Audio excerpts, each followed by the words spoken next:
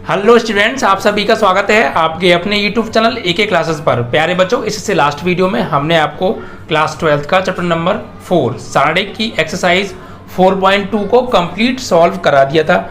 बच्चा, आज इस वीडियो लेक्चर के अंदर हम एक्सरसाइज 4.3 के बेसिक के बारे में बात करेंगे। यानी 4.3 में जितने भी कॉन्सेप्ट यूज होने वाले हैं और रूल यूज होने वाले हैं उन सब का आज बच्चा ये इंट्रोडक्शन वीडियो है। ठीक है, तो आज का वीडियो बहुत इंपॉर्टेंट होने वाला है, क्योंकि अगर आपने इस वीडियो को पूरा देख लिया तो मैं समझ सकता हूं कि आप इस एक्सरसाइज में कोई दिक्कत नहीं पाओगे। हर क्वेश्चन बहुत आसानी से सॉल्व होगा, हर चीज़ बिल्कुल कॉन्सेप्ट सहित समझ में आएगी। ठीक है, इस वीडियो को देखने के बाद तो वीडियो को बिल्कुल भी स्किप मत कीजिएगा, पूरा देखिएगा। मैं यहाँ पर जो बताऊंगा आज इस वीडियो में वो सारणिक के गुणधर्मों के बारे में बताऊंगा। ठीक है बच्चा, प्रारंभिक गुणधर्म हम बात करेंगे, प्रारंभिक गुणधर्मों की, यानी सारणिक के प्रारंभिक गुणधर्मों की हम यहाँ पे बात करने वाले हैं। ठीक है, तो वीडियो को जिन लोगों ने लाइक और शेयर नहीं किया है तो अभी लाइक और शेयर कर दीजिएगा बच्चा। ठीक है, सभी फ्रेंडों के साथ। तो चलिए, यहाँ पर बेसिकली आज जो हम बात करेंगे वो सारणिक के प्रारंभिक गुणधर्मों के बारे में बात करेंगे।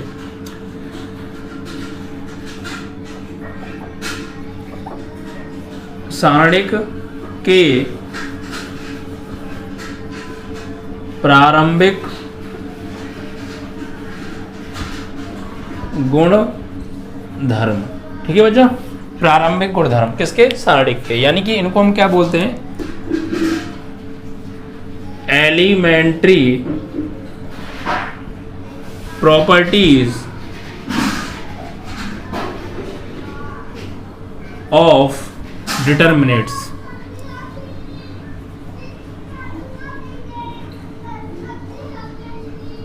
ठीक है बच्चा, एलिमेंट्री ऑपरेशंस बोलते हैं, वो एलिमेंट्री प्रॉपर्टीज बोलते हैं बच्चा। ठीक है, एलिमेंट्री ऑपरेशन तो हमने लास्ट चैप्टर में पढ़ी थी, यहां पर हम पढ़ेंगे एलिमेंट्री प्रॉपर्टीज, प्रारंभिक गुणधर्म किसके?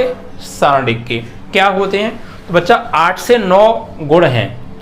आप इन गुणों को याद कर लेंगे तो इस एक्सरसाइज में या आने वाली एक्सरसाइज में आपको खास प्रॉब्लम नहीं आएगी और ये एक्सरसाइज तो क्रीम की तरह सॉल्व होगी। ठीक है, और इंपॉर्टेंट एक्सरसाइज है। क्वेश्चन यहाँ से लॉन्ग देखने को मिलते हैं बच्चा। कितने क्वेश्चन देखने को मिलते हैं? लॉन्ग क्वेश्चन देखने को मिलते हैं इस एक्सरसाइज से। ठीक है बच्चा, तो चलिए मैं आपको यहाँ पर विद एग्जाम्पल पूरा लिखा के बिल्कुल डिटेल में बहुत कॉन्सेप्ट के साथ कराने वाला हूँ। आपको आज की वीडियो में पक्का मजा आने वाला है। ठीक है बच्चा, तो वीडियो को लाइक शेयर जरूर कर दिया करो। ओके, चलिए तो बच्चा इसकी सबसे पहले बात करें कि हम इन गुणधर्मों का यूज क्यों कर रहे हैं, इन गुणों का यूज क्यों कर रहे हैं। तो देखिए बच्चा, हम जब ऑपरेशन लगाते हैं किसी सारणिक में तो क्या होता है? ऑपरेशन की वजह से क्या हो जाता है कि जो कैलकुलेशन है हमारी वो सिंपल हो जाती है। ठीक है बच्चा, तो और ज़्यादा कैलकुलेशन को सिंपल करने के लिए हम इन गुणों का यूज करेंगे। ठीक है बच्चा, अगर ये गुण हमें पता होंगे तो हमारी जो कैलकुलेशन है बहुत ज़्यादा सिंपल हो जाएगी।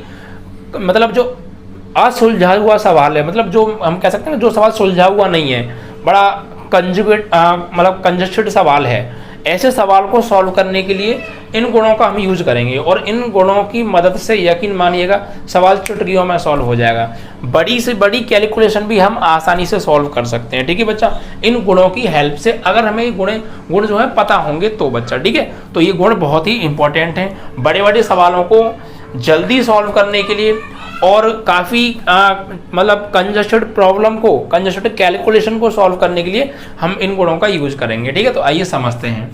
तो चलिए, पहला रूल क्या है बच्चा? पहला गुण क्या है? तो पहला गुण ये होता है बच्चा कि यदि कोई सारणिक है और किसी सारणिक की सभी पंक्तियों को स्तंभों में बदल दें और स्तंभों को जो है पंक्तियों में बदल दें, तो ऐसा करने से सारणिक के मान पर कोई प्रभाव नहीं पड़ता है। ये बात आपको पता होनी चाहिए। यहां मैं लिखूंगा भी बच्चा, यदि किसी सारणिक की सभी पंक्तियों को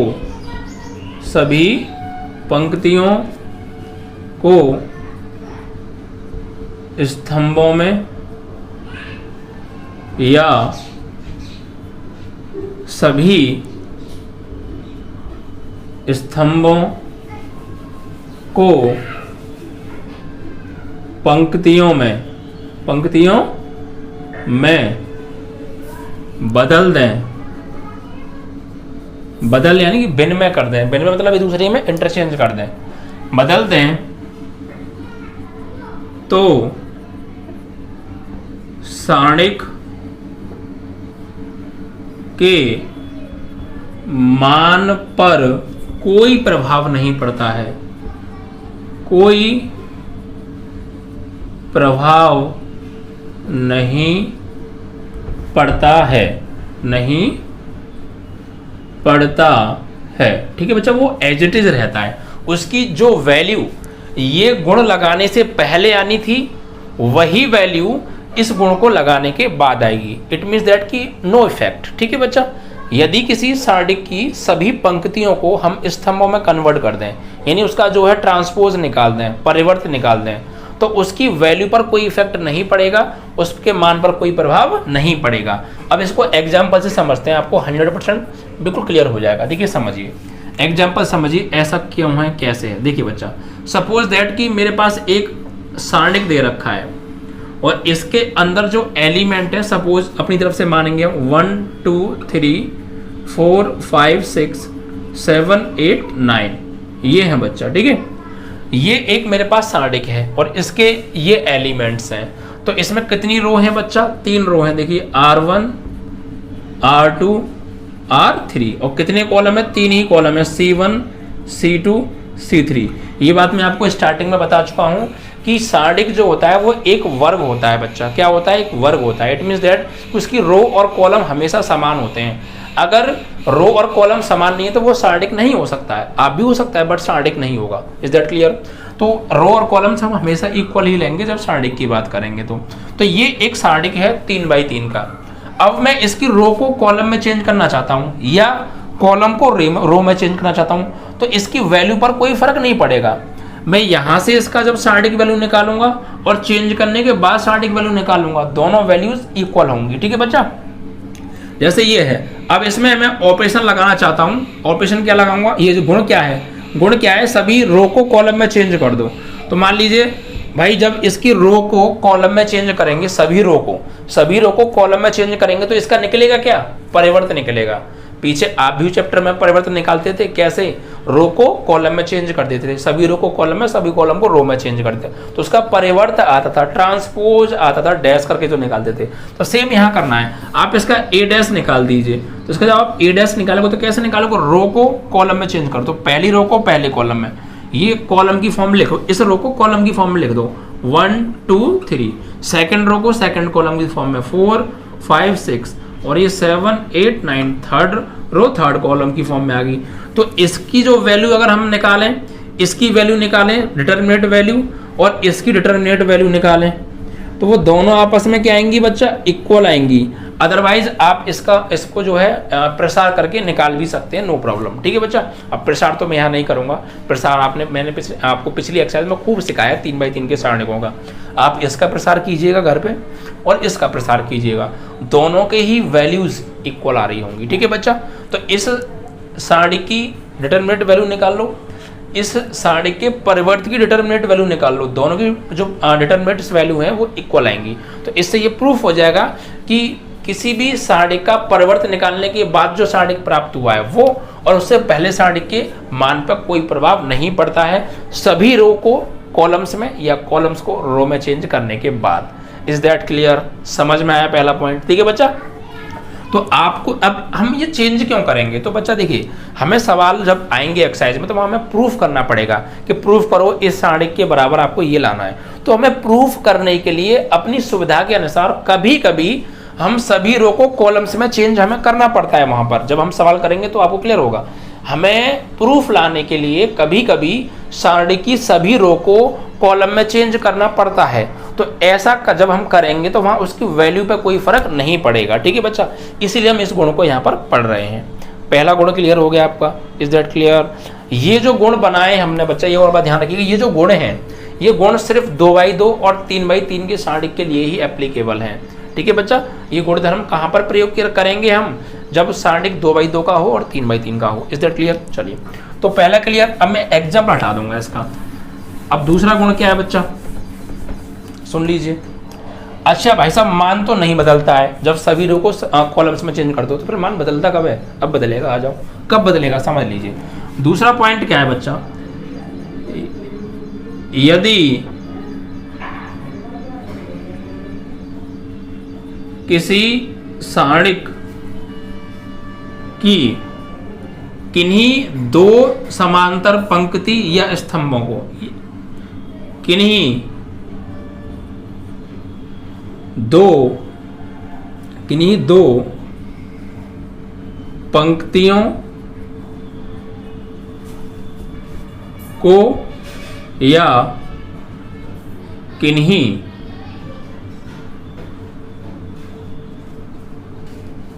दो स्तंभों को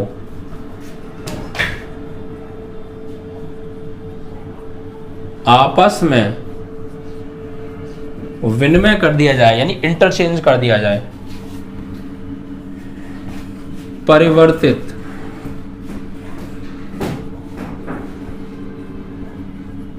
विनिमय कर दिया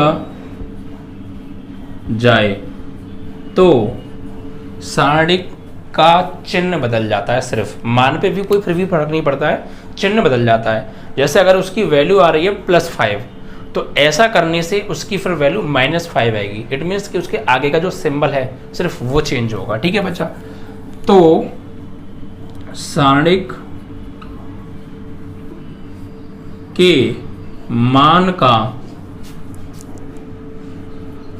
चिन्ह बदल जाता है, सिर्फ चिन्ह पे फर्क पड़ता है। ठीक है, चिन्ह बदल जाता है, यानी जो मान आना था वो तो वही आएगा बट नेगेटिव साइन आ जाएगा। तो वैसे नेगेटिव साइन आ जाता तो आपको सब कुछ चेंज ही सा हो गया। भाई +5 है और मैं इसको -5 कर दूं तो ये इसकी ये चीज़ न्यूमेरिकल वैल्यू तो बेशक सेम है, लेकिन सिंबल की वजह से फिर भी ये +5 -5 बहुत डिफरेंस आ गया ना। ठीक है, तो ये चीज़ आप ध्यान रखिएगा, सिर्फ सिंबल चेंज होगा। ठीक है, तो कैसे एग्जाम्पल समझ लेते हैं। सपोज मेरे पास एक एग्जाम्पल ले लीजिए, समझ लीजिए। मैं एक ऑफिस को समझाता हूँ। जैसे हमारे पास कोई सारणिक है, ठीक है, चाहे वो कितने बाई कितने का भी हो, 2x2 का हो या 3x3 का हो, चलेगा। अगर हम उसकी किन्हीं दो पंक्तियों को आपस में बदल लें, यानी पहली पंक्ति की जगह ले लें दूसरी पंक्ति को रख दें और दूसरी पंक्ति की जगह पहली पंक्ति को रख दें, यह जरूरी नहीं है पहली पंक्ति की जगह तीसरी पंक्ति को रख दें और तीसरी पंक्ति को पहली पंक्ति की जगह रख दें। तो ऐसा करने पर क्या होगा, जो पहले सारणिक था उसके मान और इसके मान में सिर्फ सिंबल का डिफरेंस होगा। अगर पहले वाले सारणिक की वैल्यू पॉजिटिव आ रही है तो इसकी वैल्यू नेगेटिव आएगी बस, या पहले की नेगेटिव है तो इसकी पॉजिटिव हो जाएगी। समझ में आ रहा है। और आप किन्हीं भी दो रो को या किन्हीं भी दो कॉलम को आपस में इंटरचेंज करेंगे तब होगा ये। ऐसे भी कर सकते हैं कि हमें कोई सारणिक दे रखा है, उसके पहले स्तंभ को तीसरे स्तंभ की जगह लिख दो और तीसरे स्तंभ को पहले स्तंभ की जगह रख दो। तो ऐसा करने पर क्या होगा, सिंबल चेंज होगा। ठीक है, एग्जाम्पल समझते हैं। सपोज दैट मेरे पास एक एग्जाम्पल है सारणिक का, 2x2 का ले लेता हूँ। चलो 1 4 5 3 ये है। अब हम इसका क्या करते हैं, इसमें जो है किन्हीं दो रो को आपस में इंटरचेंज करेंगे या दो कॉलम्स को इंटरचेंज करेंगे। तो देखिए कैसे, अब देखिए जब इसका मैं यहाँ से इस रो को मान लीजिए मैं यहाँ पे इंटरचेंज करूँगा, मैं यहाँ पर जो है गुण लगाऊंगा कि R1 इंटरचेंज R2, मतलब R1 की जगह पर मैं R2 को लेके आना चाहता हूँ और R2 की जगह R1 को लेकर जाना चाहता हूँ। तो ऐसा करूँगा तो ये जो सारणिक है ये पूरी तरह बदल जाएगा। बदल जाएगा नहीं बदल जाएगा, तो नया सारणिक मिलेगा मुझे। क्यों बदल गया भाई, क्योंकि ये चीज़ इसके जगह आ गई, ये चीज़ इसकी जगह आ गई। तो ऐसा करने पर सारणिक बदल जाएगा, तो नया सारणिक मिलेगा। तो क्या सारणिक मिलेगा, सपोज ये A है तो मुझे नया सारणिक मिला, माना उसको मैंने मान लिया वो A1 है। क्या है, A1। तो क्या मिलेगा, जैसे ये चीज़ आ जाएगी यहाँ पर, ये चीज़ यहाँ पर, यानी 5 3 1 4 यहाँ आ गया ये। ठीक है, क्लियर।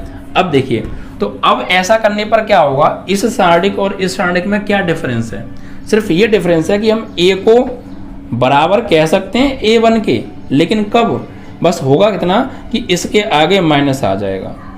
हम A और -A को बराबर कह सकते हैं, इनकी वैल्यू को कह सकते हैं, वैल्यू को। ठीक है, जैसे कि इसकी सारणिक की वैल्यू निकालें तो ये आएगी और इसकी सारणिक की वैल्यू निकालें तो ये आएगी, लेकिन ये बराबर कब होंगे, जब इसके आगे नेगेटिव सिंबल लगा देंगे हम। ठीक है बच्चा, ये हम कह सकते हैं आराम से। समझ में आ रहा है। सिर्फ इस सारणिक की सारणिक वैल्यू और इस सारणिक की सारणिक वैल्यू में सिंबल का डिफरेंस होगा, बाकी कोई चेंज नहीं होगा। यानी ये चीज़ तो देखिए वही है, यानी सारणिक A1 और सारणिक A दोनों आपस में बराबर होंगे, बट सिंबल इसके आगे नेगेटिव होगा। अगर इसमें नेगेटिव आ रहा है तो ये पॉजिटिव होगा, मतलब सिंबल का डिफरेंस होगा बस। क्लियर है ना?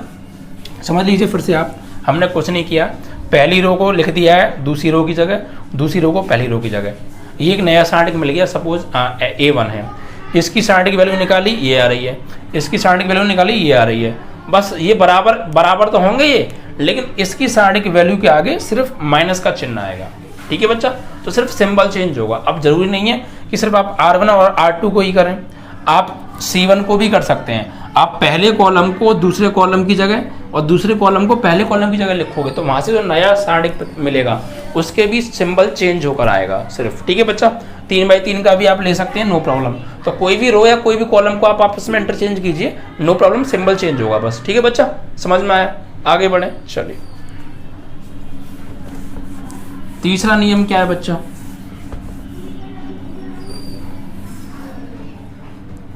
अब तीसरा नियम समझिए बच्चा, ये नियम भी बहुत ज्यादा इंपॉर्टेंट है और काफी सवालों में यूज होगा, और वरना आप सवाल करेंगे तब देख लीजिएगा। ठीक है बच्चा? ये नियम क्या है कि किसी भी सारणिक की वैल्यू 0 कब होती है, किसी भी सारणिक का मान 0 कब होता है। तो बच्चा उसके दो नियम है, दो नियम लिखाऊंगा मैं अभी, दो गुण हैं कब सारणिक का मान 0 हो जाता है। कुछ नहीं करना पड़ता, सारणिक को देखते ही हम बोल देते हैं भैया इसका मान 0 आएगा। लेकिन कैसे, क्या देखते हैं उसमें ऐसा? तो उसके दो गुण हैं, आइए समझते हैं। पहला गुण समझिए, देखिए, यदि किसी सारणिक का कोई एक स्तंभ या एक पंक्ति, एक स्तंभ या एक पंक्ति का प्रत्येक अवयव शून्य हो। क्या हो? शून्य। यानी कोई सारणिक है और उस सारणिक की कोई एक पंक्ति देख लो या एक स्तंभ देख लो, अगर उसका एवरी एलिमेंट शून्य है, 0 है, ठीक है, शून्य है, तो उस सारणिक का मान शून्य होगा। डायरेक्ट हम देखते ही मतलब कह देंगे, जैसे कोई सारणिक है हमारे पास, हमने देखा कि उसकी एक पंक्ति है, कोई भी पंक्ति हो सकती है, उसमें जितनी भी पंक्ति हैं उसके अंदर, उन सभी पंक्तियों में से किसी भी एक पंक्ति का अगर प्रत्येक अवयव 0 है तो फिर हम डायरेक्ट कह देंगे भाई सारणिक का मान 0 आएगा, क्योंकि हम उसी के अकॉर्डिंग प्रसार करेंगे तो सॉल्व करेंगे तो 0 आ जाएगा ना। ठीक है बच्चा? अब मैं यहाँ पे आपको इनको प्रूफ करके तो नहीं दिखा रहा हूँ गुणों को, आप चाहें तो हम प्रूफ भी करके दिखा सकते हैं, बट वो हम सवालों में कर लेंगे, यहाँ करेंगे तो टाइम बहुत ज़्यादा लगेगा, इस वजह से हम प्रूफ नहीं कर रहे हैं, ऐसा कोई दिक्कत नहीं है। ठीक है बच्चा? चलिए, तो अब या फिर किसी एक स्तंभ का प्रत्येक अवयव 0 हो। देखिए कैसे, एग्जाम्पल समझिए। जैसे सपोज मेरे पास एक सारणिक है और इसके अंदर ये 3x3 का है, 5 4 3 0 0 0 1 6 9, ये एक सारणिक है। तो देखिए बच्चा, इसकी जो R है, R2 है, भाई ये तो R1 हो गया आपका, ये R2 हो गया, ये R3 हो गया, तो ये जो R2 है आपका, इसका प्रत्येक अवयव क्या है? 0 है। तो जब इसका प्रत्येक अवयव 0 है तो इस सारणिक का मान जब हम प्रसार करेंगे ना, प्रसार करके जो निकालेंगे वैल्यू, जो हमने पिछली एक्सरसाइज में प्रसार करना सीखा था, ऐसे यहाँ अगर हम प्रसार करेंगे तो इसकी जो वैल्यू निकल के आएगी, जो मान निकल के आएगा, वो बच्चा 0 आएगा। कैसे 0 आया? देखिए, मैंने आपको ये भी बात बताई थी कि जिस रो या जिस कॉलम में ज़्यादा से ज़्यादा हमें 0 मिल जाए, हम प्रसार उसी के अकॉर्डिंग करते हैं, क्योंकि हमारी वहाँ पे कैलकुलेशन शॉर्ट हो जाती है, आसान हो जाती है। तो देखिए, हम इसमें ज़्यादा से ज़्यादा 0 मिल रहे हैं तो इसी के अकॉर्डिंग प्रसार करेंगे, तो यहाँ पर सिंबल आएगा plus minus plus minus plus minus. तो भाई बाहर क्या आएगा? -0, फिर अंदर जो भी आए चाहें, फिर +0, अंदर जो भी आए चाहें, फिर -0, अंदर जो भी आए चाहें। तो भैया जब बाहर देखो मेन गेट पे 0 बैठा है, जैसे ये अंदर घुसेगा सबको 0 बना देगा। क्या कुछ बच सकता है क्या बिना 0 बने? सबको 0 बन जाएगा। इस वजह से सारणिक का मान 0 होता है, क्योंकि हम इसके अकॉर्डिंग प्रसार करेंगे तो ये तीनों एलिमेंट तो बाहर आएंगे ना, तो अंदर फिर चाहे कुछ भी क्यों ना आए, फाइनली जब बाहर जीरो है तो वो अंदर जाएगा तो सबको जीरो बना देगा, इस वजह से सारणिक का मान जीरो हो जाता है। ठीक है बच्चा, तो हम यहाँ कह सकते हैं, हम यहाँ डायरेक्ट लिख देंगे क्योंकि R2 का प्रत्येक अवयव जीरो है, अतः इसकी जो सारणिक वैल्यू है वो जीरो आएगी। ठीक है बच्चा, या फिर आप कॉलम में भी देख सकते हैं। सपोज कि आपको एक सारणिक दे रखा है B, इसके एलिमेंट है कुछ ऐसे 5 6 9 0 0 5 0 6 0 0 0, ये सारणिक है। तो हमने देखा कि दूसरे कॉलम में तो एक ही जीरो आ रहा है, बट तीसरे कॉलम का प्रत्येक अवयव जीरो है, तो तीसरे कॉलम का प्रत्येक अवयव जीरो, तो हम इसी के सापेक्ष इसका प्रसार करेंगे। करने को आप किसी और के सापेक्ष कर दो ना, कोई जबरदस्ती थोड़ी है कि जिसमें जीरो आ रहे हैं ज़्यादा आप उसी के अकॉर्डिंग प्रसार करोगे। नहीं कर रहे मत करो, मुझे क्या दिक्कत आ रही है। आप कुल मिला के किसी भी अकॉर्डिंग प्रसार करना, फाइनली इन 3 जीरो की वजह से उस सारणिक की टोटल वैल्यू जीरो हो जाएगी। वरना आप प्रसार करके देख लीजिएगा इसका। ठीक है, किसी के भी अकॉर्डिंग आप कर सकते हैं। तो यहाँ पर हम क्या लिखेंगे, क्योंकि C1 बराबर जीरो, भाई C1 क्या है, जीरो है। पहला कॉलम क्या है, जीरो है, पहला कॉलम का प्रत्येक अवयव जीरो है, तो इसकी जो सारणिक वैल्यू निकालेंगे तो सारणिक B वो भी क्या आएगी, जीरो आएगी। वरना आप प्रसार करके देखना जीरो आ जाएगी। ठीक है बच्चा, प्रूफ हो जाएगा। ओके चलिए, तो आपका ये हो गया आपका तीसरा नियम, तीसरा गुण।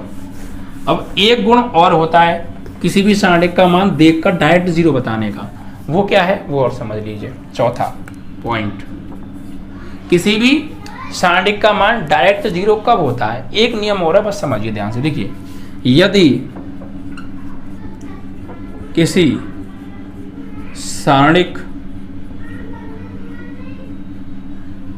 की कोई दो पंक्ति या कोई दो स्तंभ, कोई दो पंक्ति या कोई दो स्तंभों बोल सकते हैं या पंक्तियों बोल सकते हैं, पंक्तियों कर लेना ना, कोई दो पंक्तियों या कोई दो स्तंभों का प्रत्येक अवयव समान हो। यानी कि कोई सारणिक है, उसकी हमने दो पंक्ति ली कोई, और देखा दोनों पंक्तियां आपस में समान है, यानी उनके अवयव समान है। तो अवयव समान होंगे तो पंक्ति भी समान हो जाएंगी, सीधी सी बात है। ठीक है बच्चा, तो किसी भी सारणिक की कोई दो पंक्ति या कोई दो स्तंभ आपस में बिल्कुल एक जैसे हैं, यानी उनके अवयव आपस में समान है, तो हम ये कह सकते हैं कि उस सारणिक का मान डायरेक्ट जीरो होगा। समान हो तो सारणिक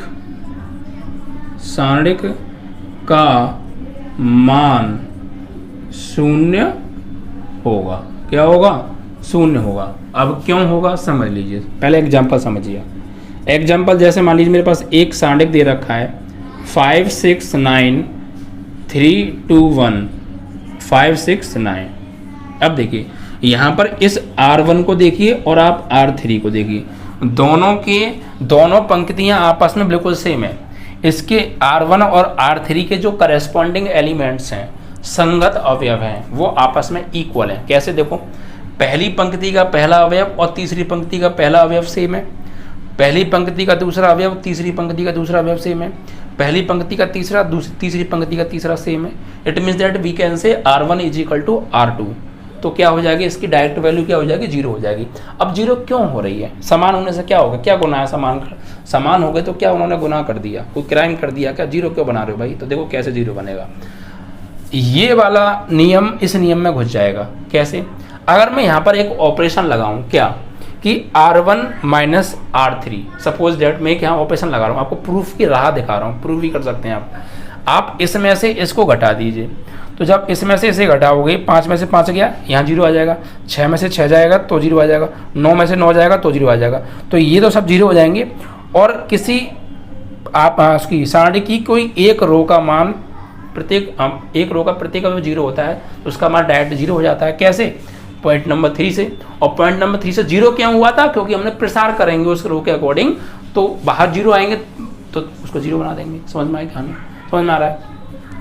क्योंकि अगर मैं यहाँ ऑपरेशन लगाऊंगा ये माइनस ये या ये माइनस ये, तो एक रो का प्रत्येक अवयव 0 हो जाएगा, और एक रो का प्रत्येक अवयव 0 होता है तो सारणिक का मान 0 होता है according two point number 3। Is that clear? समझ में आया? तो इस वजह से इसका मान 0 हो जाता है। तो हम कह सकते हैं, यहाँ लिखेंगे चूंकि R1 बराबर R3, अतः इसकी जो सारणिक वैल्यू होगी ए सारणिक की, वो क्या होगी? 0 होगी। ठीक है, अब जरूरी नहीं है रो को ही देखें आप, या इन्हीं दो रो को देखें, इन दोनों रो के आपस में समान हो, या इन दोनों रो के आपस में समान हो, या इन दोनों, कोई भी दो रो के प्रत्येक अवयव समान होना चाहिए, यानी कोई दो रो आपस में इक्वल होनी चाहिए, तो हम कह देंगे वहाँ सारणिक का मान 0 है, वहाँ कुछ ज़्यादा उथल पुथल करने की जरूरत नहीं है। ऐसी कॉलम में भी आप लगा सकते हैं। सपोज दैट आपके पास एक आप भी दे रखा है बी, ठीक है, इसके अंदर एलिमेंट है 5 6 9 3 4, और यहाँ पे 3 2, चलो 2 बोल दो, कुछ भी लिख दो यार। ठीक है, अब देखिए यहाँ पर आप एक चीज़ देखिए, थोड़ा सा डिफरेंस है, 5 ले लीजिए यहाँ पे। अब देखिए यहाँ पर आप लिखेंगे C1 बराबर C3 C2, C1 बराबर C2। भाई C1 जो है C2 के बराबर है, देखो पहला स्तंभ दूसरे स्तंभ के बराबर है, प्रत्येक अवयव सेम है, तो हम यहाँ क्या कहेंगे, तो सारणिक बी की जो वैल्यू होगी वो क्या होगी? 0 होगी, वरना आप देख लीजिएगा। ठीक है बच्चा, तो आपका एक गुण ये हो गया, चौथा गुण। Is that clear? समझ में आ रहे हैं गुण आपको? जिन लोगों को सारी चीज़ें बहुत अच्छे से क्लियर हो रही है, वीडियो को लाइक कर दो, अभी शेयर कर दो बच्चा, यार शेयर किया करो। ठीक है, अब अगला गुण समझिए, और एक बात का विशेष ध्यान रखा करो, मैंने आपको पहले भी कई बार बताया, यूट्यूब हमारी वीडियो को रिकमेंडिंग के लिए आपके पास भेजेगा, तो वहाँ पर हो सकता है 5 स्टार बने आए, तो आपको जल्दी से 5 स्टारों पर क्लिक कर देना है, फिर नीचे कुछ ऑप्शंस आएंगे, उन सब पर जल्दी से क्लिक कर देना है, और लास्ट में सबमिट का ऑप्शन आएगा, सबमिट कर देना है। ठीक है बच्चा, ये विशेष ध्यान रखिएगा, आगे तक के लिए कभी भी ऐसा हमारी वीडियो की आए आपको तो तुरंत आप करेंगे ये चीज़। ठीक है बच्चा, और दूसरा या फिर ये भी हो सकता है 5 चेहरे बने आएंगे गोल गोल से बच्चा पार्टी। ठीक है, और इसमें जो सबसे ज़्यादा स्माइल वाला चेहरा होगा, जो ज़्यादा हंस रहा हो यार, सबसे लास्ट में होता है वो स्माइल वाला, जल्दी से उस पर क्लिक करके सबमिट कर दो। ठीक है बच्चा, इन बातों को विशेष ध्यान रखना है, आपको हमेशा के लिए ध्यान रखना है, कभी भी ऐसा देखें तुरंत किसी भी वीडियो पे मिल सकता है आपको। ठीक है, ये कब मिलेगा? जब वीडियो को आप स्लाइड करेंगे तो अचानक आ जाता है आगे। ठीक है, ध्यान रखिएगा। चलिए, तो क्लियर हो गया है। अब इसके बाद आपका 5वां नियम समझिए बच्चा। 5वां नियम क्या है? अब 5वां नियम देखिए ये है कि मान लीजिए कोई सारणिक है, और कोई सारणिक की कोई एक रो का प्रत्येक अवयव किसी अन्य अवयव के साथ जुड़ा हुआ है। ठीक है, किसी अन्य अवयव के साथ जुड़ा हुआ है, या फिर हम ये कह सकते हैं कि सारणिक की किसी एक पंक्ति या एक स्तंभ में कोई दूसरी पंक्ति या दूसरा स्तंभ जुड़ा हुआ है, तो उसको हम ब्रेक कैसे करेंगे? ठीक है बच्चा, समझ लीजिए। जैसे यदि किसी सारणिक की कोई भी पंक्ति या स्तंभ के साथ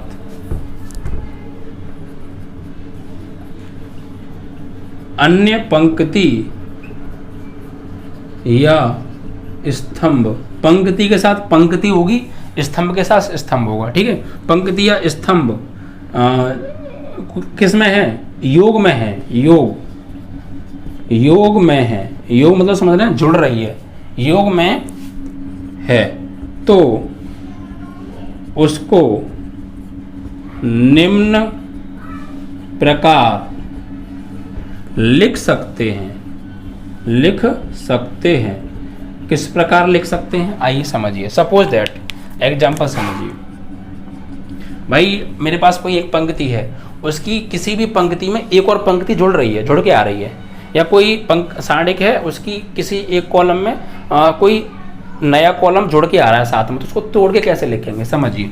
सपोज दैट मेरे पास एक सारणिक है ए, और इसके अंदर एलिमेंट दे रखे हैं, सपोज 5 + A1 6 + B1 7 + C1 और 9 3 2 0 1 6, ये सारणिक है। ठीक है बच्चा, ये सारणिक है, दिख तो रहा है ना आपको पूरा? चलिए, दिख रहा है। अब इस सारणिक में देखिए क्या हो रहा है, इस सारणिक में गौर दीजिए बच्चा, ये तो पहली पंक्ति है आपकी, और इस वाले में, इस पंक्ति में ये एक एक अवयव और जुड़ रहा है। देखो जुड़ रहा है या नहीं जुड़ रहा है, एक एक अवयव जुड़ रहा है नहीं जुड़ रहा है, यानी पहली पंक्ति में एक एक अवयव और जुड़ रहा है। यानी अब इसको हम ब्रेक करके कैसे लिखेंगे, तो इसको ब्रेक करके हम कैसे लिखेंगे बच्चा, पहले लिखेंगे ये वाले लिखे जाएंगे पहले। अगर ऐसी सिचुएशन आए तो पहले लिखेंगे आप 5 9 0, फिर 6 3 1 6 3 1 7 2 6 7 2 6, और फिर बीच में क्या है, प्लस है तो प्लस और माइनस है तो माइनस आएगा बीच में, ठीक है। अब यहाँ पर फिर ये लिखा जाएगा, फिर लिखे जाएंगे ऐसे करके ये वाली चीज़, A1 आएगा 5 की जगह A1 आ जाएगा, बाकी एज इट इज वही रहेगा। A1 9 0 ऐसे है, B1 3 0 B1 3 1 C1 2 6 इस तरीके से, समझ में आया। यानी इस तरीके से अगर किसी सारणिक की किसी एक पंक्ति में या एक स्तंभ में कोई दूसरी पंक्ति या दूसरे स्तंभ में जुड़ा हुआ है तो उसको ब्रेक करके आप इस फॉर्म में लिखेंगे, पहले एलिमेंट, फिर बाद में जो दूसरा एलिमेंट ऐड हुआ है वो, और नीचे के दोनों एलिमेंट ऐड करके आप लिख सकते हैं। या फिर अगर आप चाहें तो इनको जोड़ भी सकते हैं ऐसे ही अपनी आवश्यकता के अनुसार। दिख तो रहा है ना आपको नीचे, हाँ दिख तो रहा है, चलो थोड़ा सा दिख रहा होगा, समझ जाएंगे आप। 6 है यहाँ पर, ठीक है, चलिए तो समझ में आ रहा है। और आप आपस में इन्हें जोड़ भी सकते हैं जरूरत के अकॉर्डिंग, ठीक है बच्चा, ऐसे करके देखिए और समझ लीजिए। एक और एग्जांपल देता हूँ इसी का मैं आपको। सपोज दैट एक आपके पास सारणिक है, इसमें लिखा है 5 + 6 7 + 8 9 + 3 5 0 1 6 2 1। इसको तो इसको आप कैसे लिखेंगे, पहले ये वाला, ठीक है, ये वाला 5 7 9 ये वाला लिख दिया, पहला कॉलम लिख दिया, फिर दूसरा कॉलम होगा अब ये, और तीसरा कॉलम ये, इन्हें लिखो 5 0 1 6 2 1, फिर बीच में क्या है प्लस, अब अगली बार में यही लिखा जाएगा दूसरा जो है 6 8 3 फिर 5 0 1 5 0 1 और ये 6 2 1। इसको आप ऐसे ले सकते हैं, और आप चाहें तो वापस इनको ऐड करके वापस ऐसे भी ले सकते हैं, और इसको चाहो तो ऐसे लिख सकते हैं। समझ में आई बात, क्लियर है बच्चा, पॉइंट क्लियर हो गया आपको। चलिए तो ये आपका बच्चा 5वां पॉइंट था। अब इसके बाद नीचे जगह कम है तो मैं अब इनको मिटा के 6वां पॉइंट लिखूंगा ऊपर बच्चा, ठीक है। समझ में आया आपको गुण, ये गुण आप याद कीजिएगा और एग्जाम्पल जरूर समझो। एग्जाम्पल समझने के साथ आपके जो गुण हैं सब क्लियर हो रहे हैं बच्चा, पूरा 100% पॉइंट क्लियर हो रहे होंगे।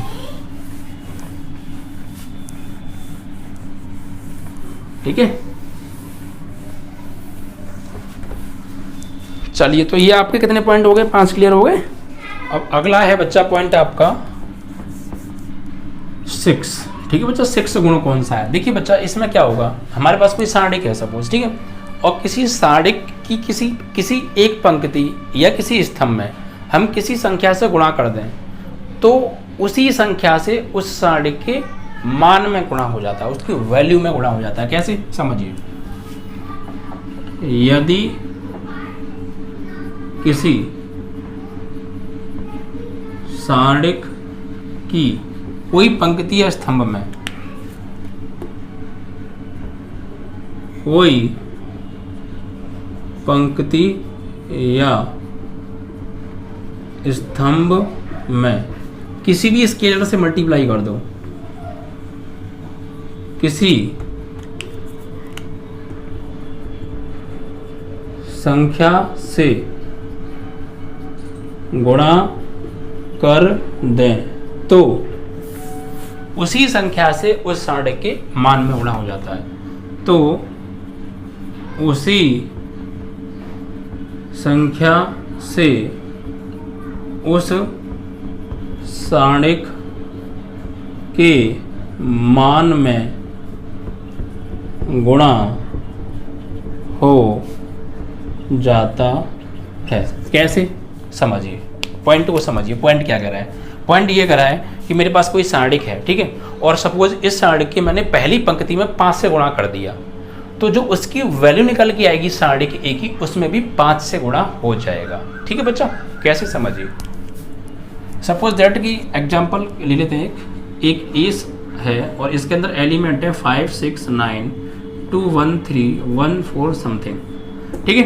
अब क्या किया मैंने, क्या किया इसकी R1 में मल्टीप्लाई कर दिया 5 से, क्लियर, या सपोज दैट K से कर दिया, किससे कर दिया, R1 मल्टीप्लाई बाई K, तो क्या हो जाएगा, तो यहाँ से एक नया सारणिक मिलेगा, सपोज मिला मुझे A1, तो यहाँ से क्या होगा, R1 में मैंने क्या किया, K से गुणा किया, तो क्या हो जाएगा 5K 6K 9K और बाकी एज इट इज 1 2 1 1 4 0। तो मैं इसकी वैल्यू निकालूंगा और इसकी वैल्यू निकालूंगा, तो क्या होगा, इसमें K से गुणा हो जाएगा, इसमें K से गुणा हो जाएगा। या फिर हम ये भी कह सकते हैं, ये भी कह सकते हैं, सपोज ये भी कह सकते हैं कि ऐसे भी बोल सकते हैं कि इसमें मैंने किससे गुणा किया है, इसमें मैंने गुणा किया है K से, तो ये क्या हो जाएगा, ये हो जाएगा आपका सपोज AK हो जाएगा, ये कर लीजिए आप, ये A था, इसके मैंने गुणा कर दिया किससे, R1 में K से, तो इसकी जो वैल्यू निकल के आएगी उसमें भी K से गुणा होगा, यानी इसकी जो मान निकल के आएगा और ये जो निकल के आएगा ये बराबर होगा इनटू K के, ठीक है, क्योंकि इसमें हमने K से गुणा किया है तो इसके मान में भी K से गुणा हो गया, ठीक है बच्चा, ये है कॉन्सेप्ट। तो ये पॉइंट आपको क्लियर हो गया, किसी में भी कर सकते हैं आप, जरूर नहीं है, आप चाहे तो R3 में, आप चाहे तो C1 में, ठीक है। और एक चीज़ और यहाँ समझ लीजिए, एक पॉइंट और है अगला 7, हमें जब किसी सारणिक की किसी पंक्ति या किसी स्तंभ में या तीनों पंक्ति या तीनों स्तंभों में या दो पंक्ति या दोनों स्तंभों में किन्हीं अलग अलग संख्याओं से गुणा करना हो तो किस तरीके से करेंगे, समझिए, ठीक है।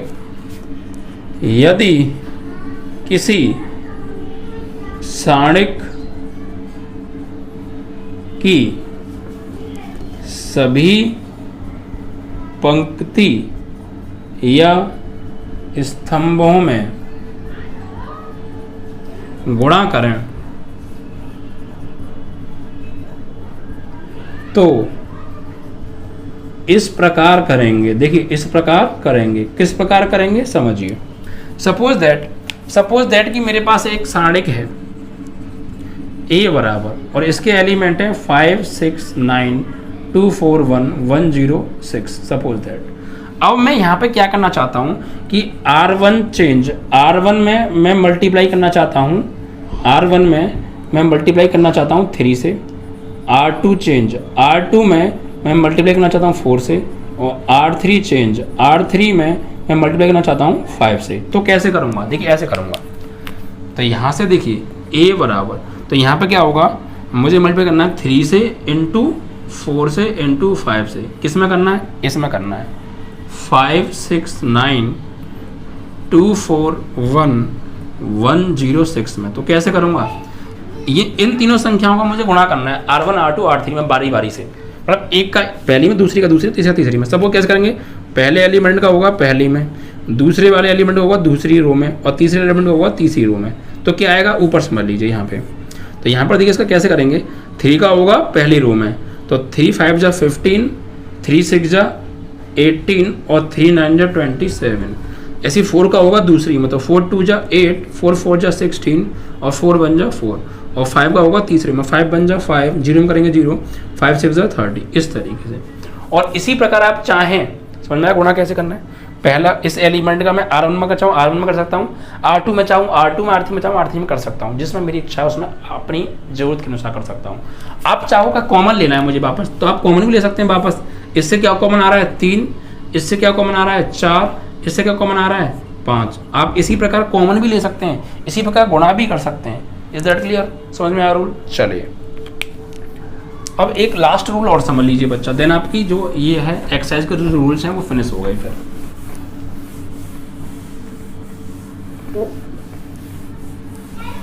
रूल क्या है समझिए बच्चा, देखिए जैसे मान लीजिए मेरे पास कोई सारणिक है, कोई सारणिक है, उस सारणिक की वैल्यू में ऑपरेशन लगाने से पहले निकालूं, ये ऑपरेशन लगा के निकालूं, तो उनके मान पर कोई प्रभाव नहीं पड़ेगा, मान सेम रहेंगे। ठीक है बच्चा, 8 नंबर रूल है आपका, यदि किसी सारणिक पर, किसी सारणिक के मान पर ऑपरेशंस मतलब संक्रिया कह सकते हैं हम उन्हें, संक्रिया संक्रियाएं लगाने से उसके मान पर कोई प्रभाव नहीं पड़ता है, कोई प्रभाव नहीं पड़ता है। कैसे, समझिए। जैसे मान लीजिए मेरे पास एक सारणिक है, कोई भी, ठीक है, कोई भी सारणिक है। अब मैंने क्या किया, इस सारणिक का मैंने क्या निकाला, वैल्यू निकाली, सारणिक ए निकाल लिया, और फिर मैंने इसमें एक ऑपरेशन लगाया कि R1 change R1 plus R2। अब ऑपरेशन लगाऊंगा तो सारणिक बदलेगा। सपोज मिला मुझे A1 और ये नया सारणिक मिल गया, ठीक है। पहले ये सारणिक था, इसकी वैल्यू निकाली, ये निकल के आई सपोज, ठीक है। फिर मैंने इसमें एक ऑपरेशन लगाया R1 plus R2, R1 change, तो मुझे नया सारणिक मिला, मैंने उसकी सारणिक की वैल्यू निकाली, तो इनकी जो वैल्यू आएगी वो आपस में बच्चा इक्वल आएगी, कोई प्रभाव नहीं पड़ेगा। ऑपरेशन लगाने से पहले सारणिक के मान और ऑपरेशन लगाने के बाद सारणिक के मान पर कोई इफेक्ट नहीं पड़ता है। फाइनली जो आंसर आने वाला है वही आता है, ठीक है बच्चा। तो इस प्रकार ये आपके समथिंग 8 रूल्स थे, आप इनको बहुत अच्छे से प्रिपेयर कर लीजिएगा।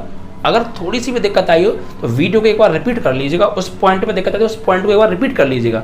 मेरे बोलने और लिखाने दोनों पे फोकस कीजिएगा, एग्जाम्पल जरूर समझिएगा, आपको कोई पॉइंट परेशान नहीं करेगा। यकीन मानिए अगर आपने इस वीडियो को पूरा देखा है और बहुत अच्छे से समझा भी है, जिस तरीके से मैंने समझाने की पूरी कोशिश की है, आपको एक्सरसाइज में कोई दिक्कत नहीं आने दूंगा। सारी चीज़ बहुत अच्छे से, बहुत इत्मीनान से कराएंगे।